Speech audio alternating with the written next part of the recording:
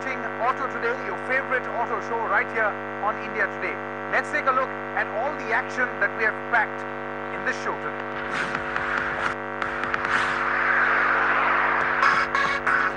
On the show this weekend, Maruti Suzuki's Vitara Brezza is finally here. We find out if it's worth a drive. Next, we check out Nissan's supercar GTR, and as an added bonus, the Nissan X Trail hybrid SUV. Then we move on to Bajaj's newest motorcycle, the V15, more premium yet affordable executive segment bike. So let's roll it. Now, the Suzuki Vitara Brezza was formally launched at the Auto Expo in January. Now imagine our excitement as we finally got to test drive.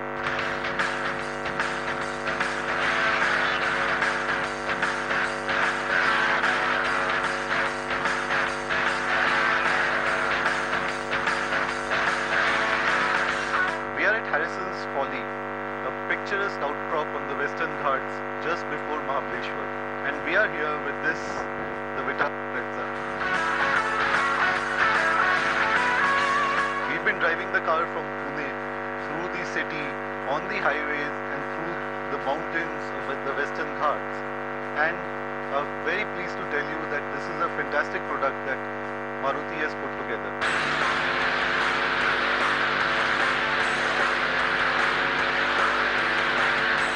We've been driving the Vitara Brezza for some time now. The car is nice to drive. The engine is tried and tested. The 1.3-litre diesel which powers most of the cars. But there's a slight difference here.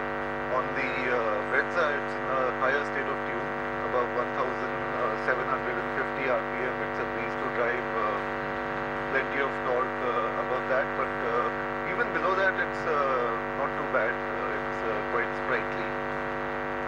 The seating position is much higher than a normal car, but even if I raise the seat to the highest, which now it is at, there's still plenty of headroom. Ride is good, although there is a slight body roll which we felt, but still it's not pronounced. It is more like a car to drive than like an SUV to drive. So kind of best of both worlds.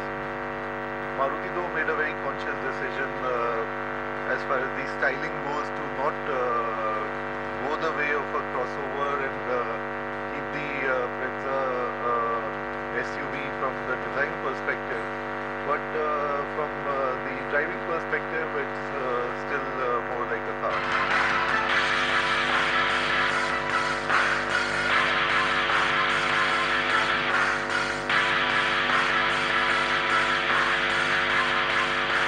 Maruti has actually loaded this car up to the gills. Whatever you think of is there. And for a car of its class in segment and the pricing that they've been able to achieve, it is quite phenomenal. To start off with, the instrument cluster, for example, has all the information that even SUVs of higher class don't have. In addition to that, we also have a very unique color customization scheme here, where you can change the color of the instrument panels around. Then on the center console there is the touch screen navigation system that we've already seen on the Ciaz, which comes with inbuilt navigation as well as Apple CarPlay. AC system is digital display. It's a climate control system, fully automatic. But that's not all. There is additional glove box on the top, which is cool. This is in addition to the normal glove box.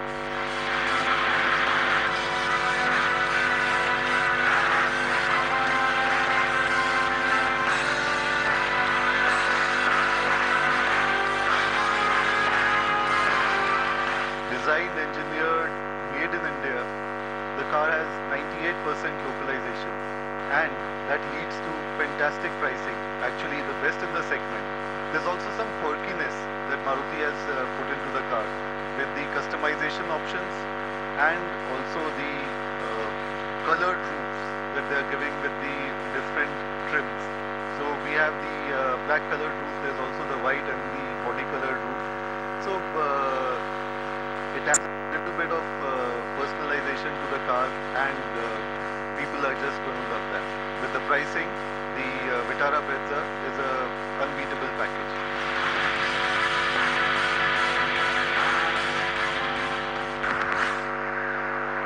Now for all the Aam Bharatiya Nagarik, what is an ideal bike? Your ideal bike is something that looks good, something that has a good engine, and most importantly, kitna deti hai boss?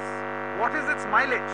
Now to this list, please add patriotism and say hello to the new Bajaj V15.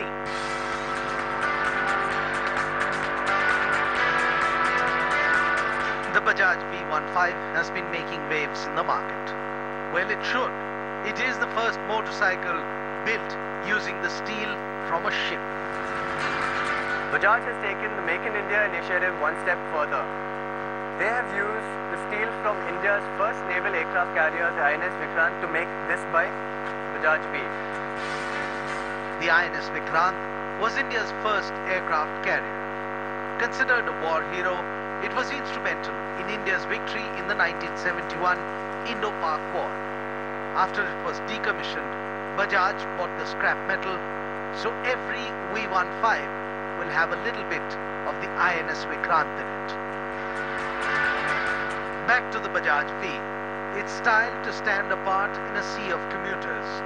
To a large extent, it manages to do so, especially its white color scheme that Bajaj says was inspired by the Indian Navy. Starting with the front of the bike, the headlamp is a pretty large unit with this little chrome thing around it.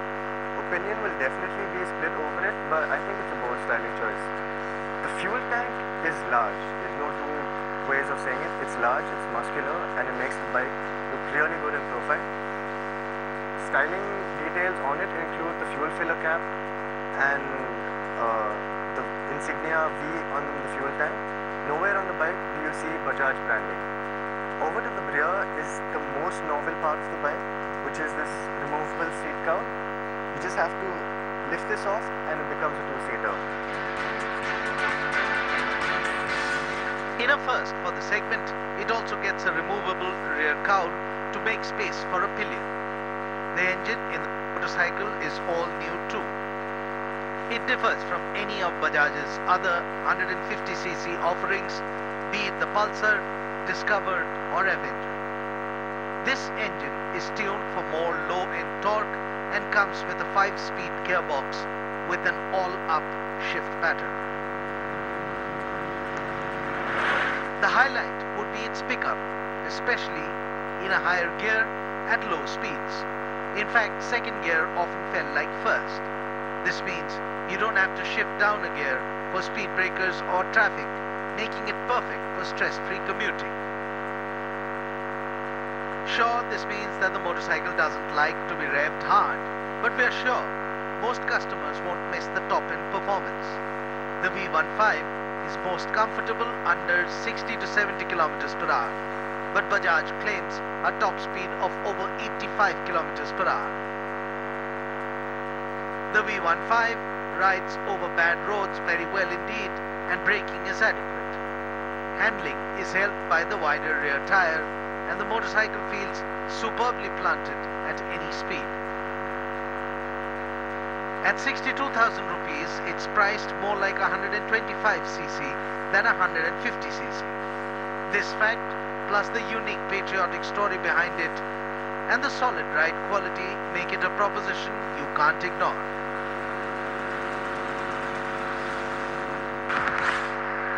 Now we've been waiting patiently for the Nissan supercar to be launched in India. Now we got to test drive it, and where else but the Budh International Circuit to truly enjoy this supercar. And as a bonus, we also got to test drive the Nissan X Trail.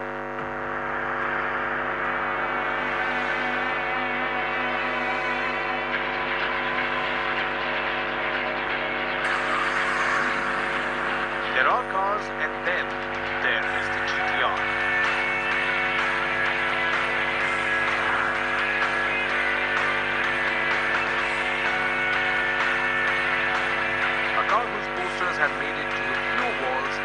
Ferraris and Lamborghinis.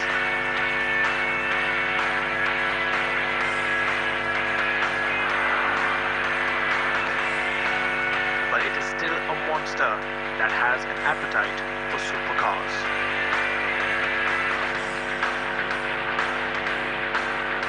The GTR is special and elusive and has been purpose-built for one thing only: speed.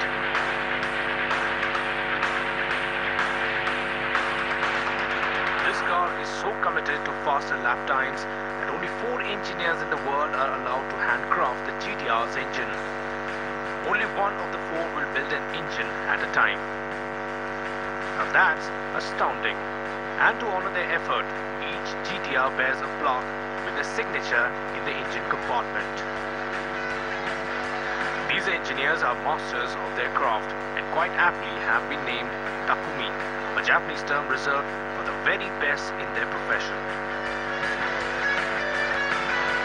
With a collective experience of 100 years between them, they're responsible for the fire-breathing 550 bhp twin-turbo V6. But what are numbers if they can't perform on track?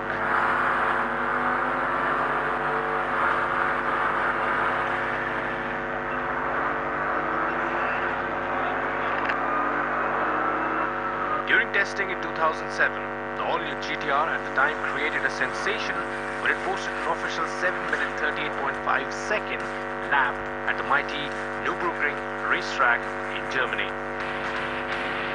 This was the fastest lap ever for a production car.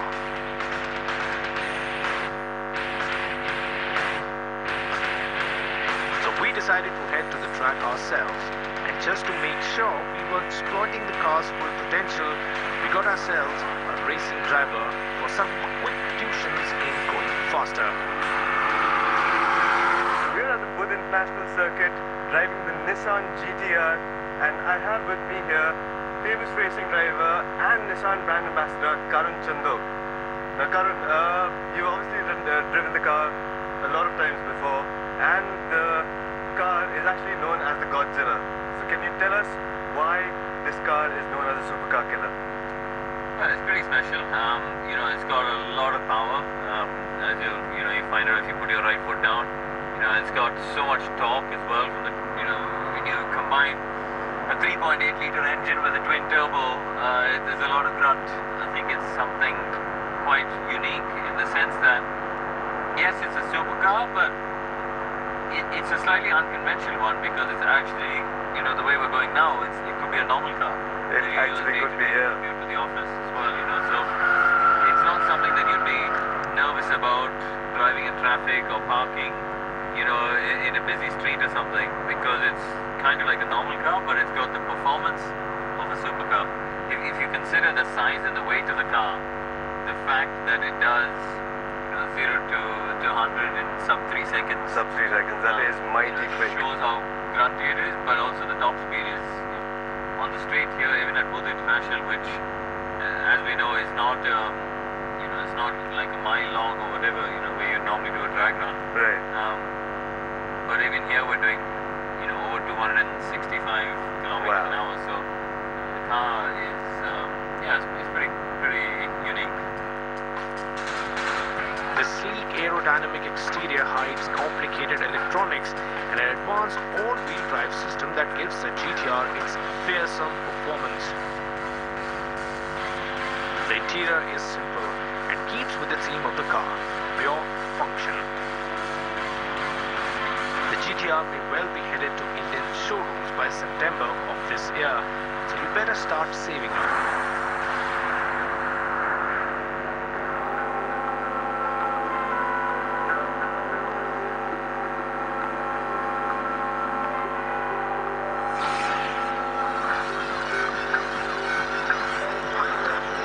Nissan showcased the X Trail hybrid at the Auto Expo 2016, and recently they gave us an opportunity to take it for a short spin.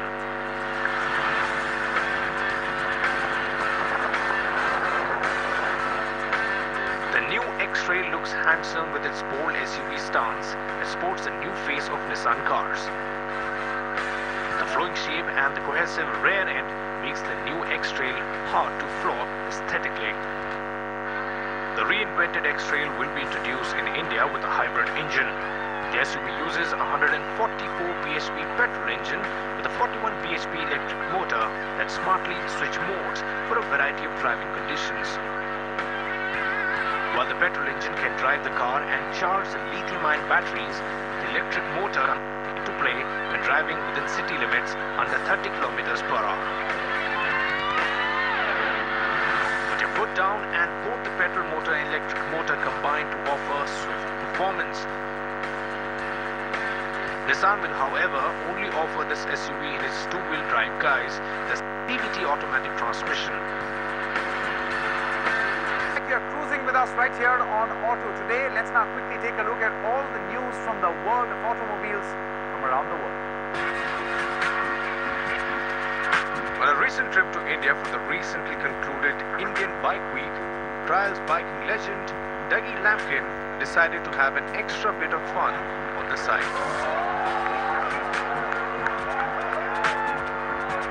The Red Bull rider not only thrilled spectators by performing his signature tricks at the festival, but also decided to turn certain parts of Goa into an obstacle course. Not for the faint of heart. Obviously, the cameras kept rolling, and what resulted was an all-out treat for the visual entertainment of his fans across the globe.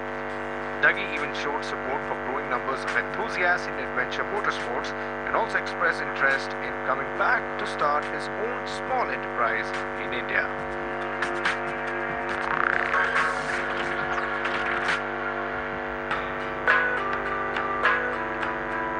Royal Enfield set out on a mission to create a new motorcycle from scratch and basically kept in mind the exact terrain which catapulted it into legendary status, the Himalayas.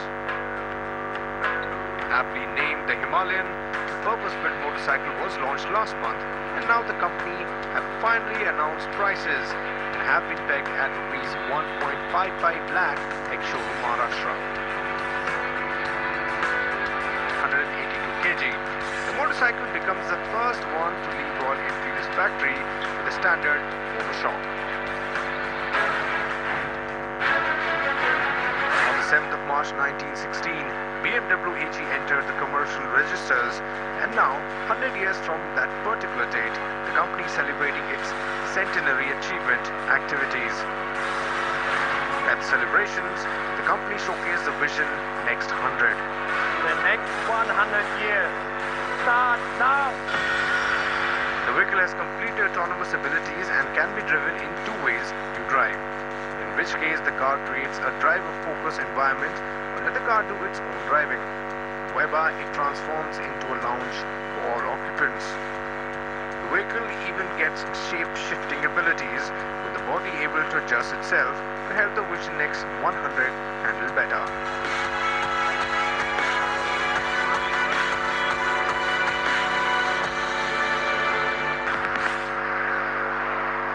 Now, best engineering students from around the country go head-to-head in designing, making, and then testing their very own handmade ATVs in this season of the SAE Baja. For most of us, a Mahindra, a Jeep or an Isuzu might be the foremost options to choose from if we want to go off-roading in a 4x4. But if you're an engineering student with a love for the off-tracks, you also have the option of building your own 4x4. I'm Shivan Chana right here in Indore, and I'm here to witness an off-roading race amongst engineering students from all over the country who built their own all-terrain vehicles, and they're going to put their creations to the test right here. Pedals to the floor, here we go.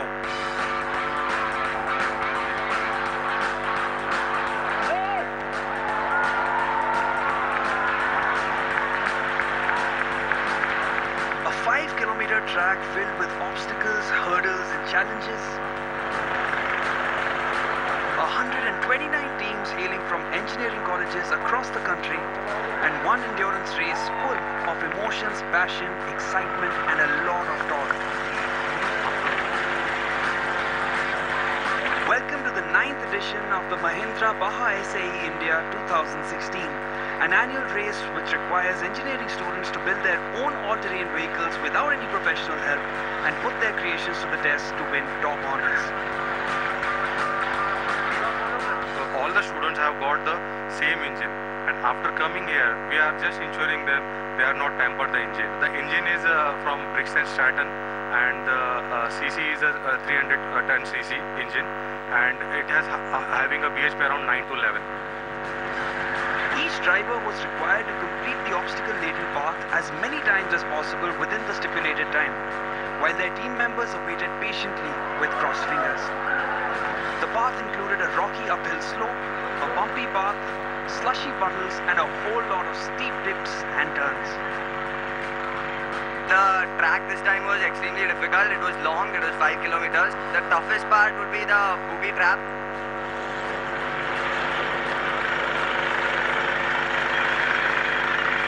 I've been driving for 2 years now, and this was the toughest one.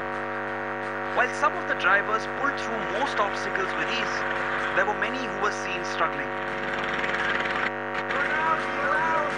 At least 40 of them got out of the race at the very warm-up lap itself. So with every lap we are seeing more breakdowns, and you can see the tractors pulling behind us. I broke my tie rod. The more pressure was falling on the steering. I couldn't control and went on the nose drive. The vehicle just directly fell on my tires. Not allowing breakdowns to act as deterrents, the drivers hopped back in and got back to their hurdle-filled path as soon as their vehicles were repaired. Yes, it's a matter of 5 minutes, but I need the people to come here. They're far away from the pit. They'll get the spares here, we'll replace it, and we'll continue with the trip. While it was a long and strenuous race, the students showed no sign of retreat as this was the day they had prepared for all year long.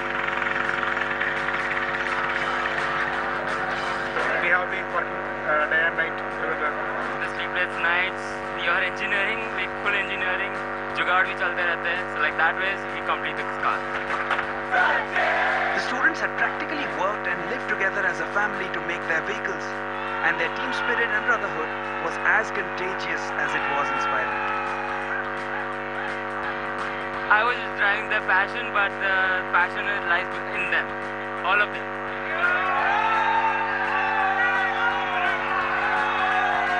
I didn't need even one pit stop, neither one volunteer. I completed all the laps without any help. So that claps to my team members. While College of Engineering Pune were announced as the winners of the 9th edition of the Baja series in India, Allard College of Engineering Pune and SRM University Chennai were declared as the first and second runners-up. So the race has concluded and the winners and runners-up have been decided. There are also those who did not make it today, but you know what? We might just have witnessed some of India's leading car manufacturers of the future in the making today. And that's a beautiful thing. Here's wishing them all the very best. From Auto Today, I'm Shivan Channa signing off.